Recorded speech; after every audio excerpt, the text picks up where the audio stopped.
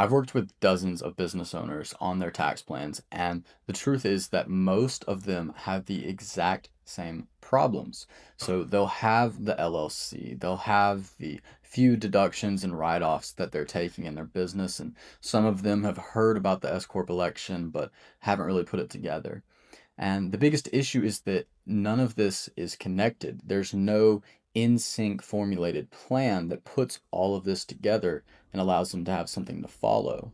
This would be like going to the gym every day, but rather than having an organized routine to maximize muscle growth, you're just going in and doing random exercises every day.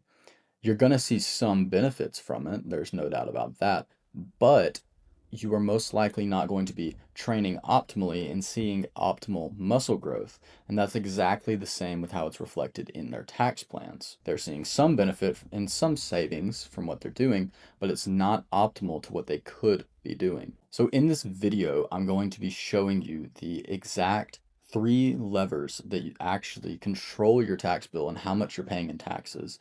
And then I'm going to show you exactly what you need to do in order to put a proper plan in place so that you can lower your tax bill and actually end up paying less every single year. So most people treat their tax bill like the weather, like it's something that just happens and they don't have any say or any way to dictate how it turns out. And the truth is that couldn't be further from the truth, because as we're going to get into in this video, there's actually 3 main inputs that control what your tax bill ends up being. Without further ado, let's get into what those 3 levers actually are. So the first one is your income. So this is your ceiling for how much you can be taxed. So obviously, as your income grows, the amount of tax exposure and tax liability that you have also grows.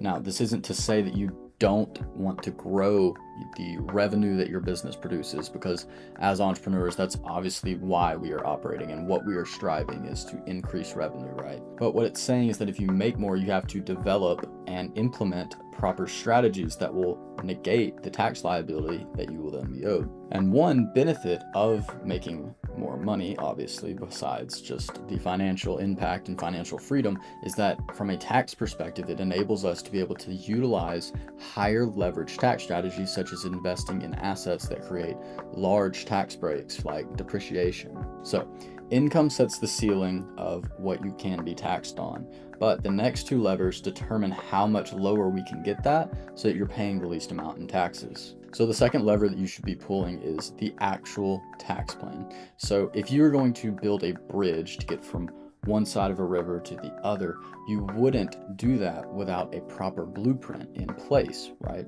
It's the same thing with tax savings. You want to make sure that you have that tax blueprint in place so that you know what you're following to get from point A to point B, which in this case would be from making a lot of money to paying very little in taxes. And so there's 3 things that really go into a true tax plan. So first is the entity structuring.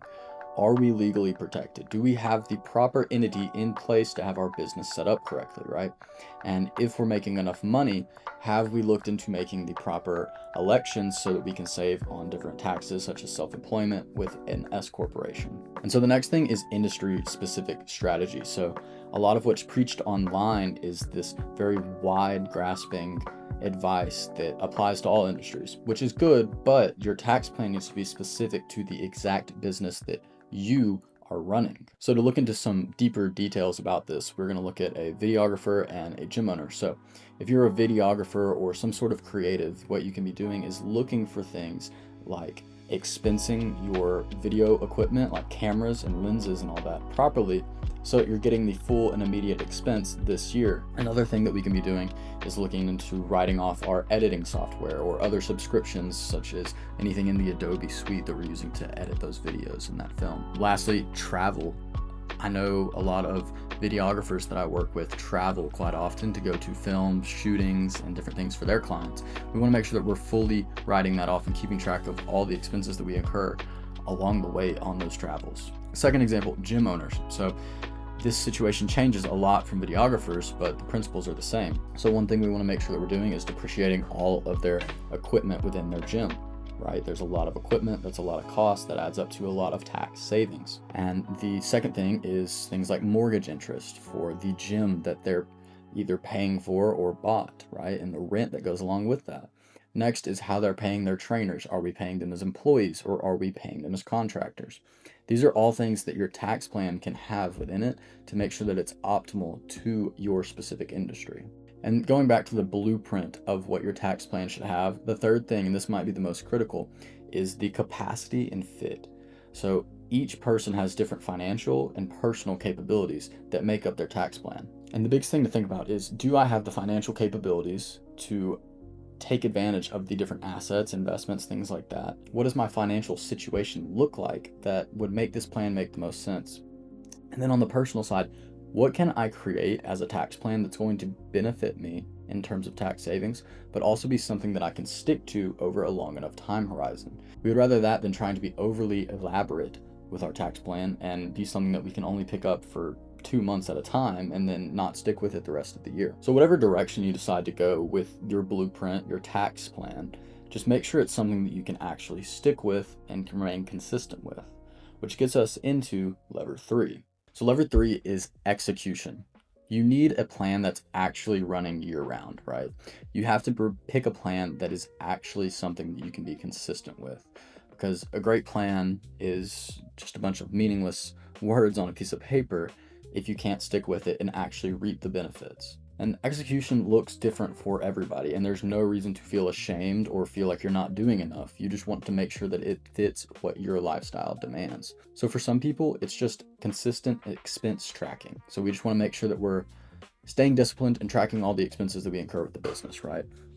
For other people, it's making sure that we have proper entity structuring. When you get into more advanced stuff, you might need multiple entities. Make sure you're running expenses properly through all of those so you're optimizing your tax savings.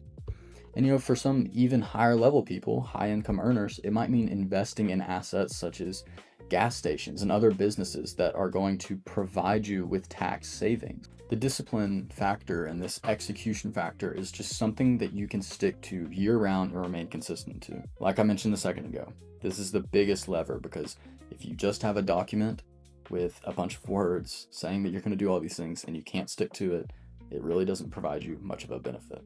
So now, bringing it all together, here's what we covered. So your income, this is your starting point. It sets the ceiling, the highest level that you could be paying tax on, right? And with higher income, we want to be making sure that we're using higher leverage strategies for the income that we're making to lower the tax bill effectively. And that gets us into our tax plan. This is the backbone, the blueprint, everything.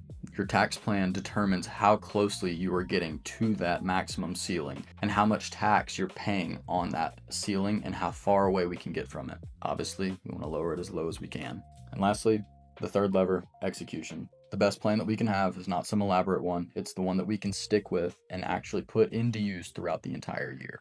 So if you want to work towards a zero tax bill, that's completely possible. There's people out there doing it, but it takes a lot of time, effort, and consistency in your sacrifices in order to actually get there. But if you're somebody that just wants to minimize the amount of taxes you're paying, that's completely fine too. There's a lot of people that just don't have the time and don't want to put in the effort to actually get it down to zero, and they just want to do the easy things that knock off the tax bill and actually provide high leverage in lowering it. But the key is that neither one of these options happens without a plan that is then executed, and that part is completely on you. So if you're wanting to learn more ways that you could possibly be saving money on taxes, you can check the description down below. I actually created a free tax checklist with a video walkthrough that'll show you the most common tax deductions that I see within different industries and that I see business owners actually missing and hurting their ability to save money on taxes. It's free, it's very specific, and it's a great starting point to get you jumped off in your tax savings journey.